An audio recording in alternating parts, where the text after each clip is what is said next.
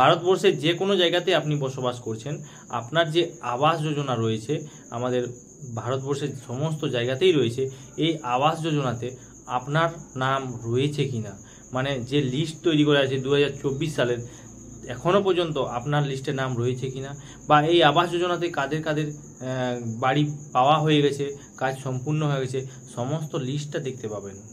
সেটা কিভাবে দেখে রাখুন। গুগলটা ওপেন করে এখানে RH রিপোর্টিং লিখে সার্চ করবেন, তারপরে এখানে দেখুন PMH বা জি রিপোর্ট আছে, এখানে ক্লিক করবেন। তারপর এখানে 3 লাইন আছে, এই যে মিডিলে 3 লাইনে ক্লিক করবেন। তারপরে এখানে দেখবেন আওয়াজ সফট আছে, এই আওয়াজ সফটে ক্লিক করবেন। এখানে ক্লিক করার পরে রিপোর্ট লেখা আছে, এখানে ক্লিক করবেন।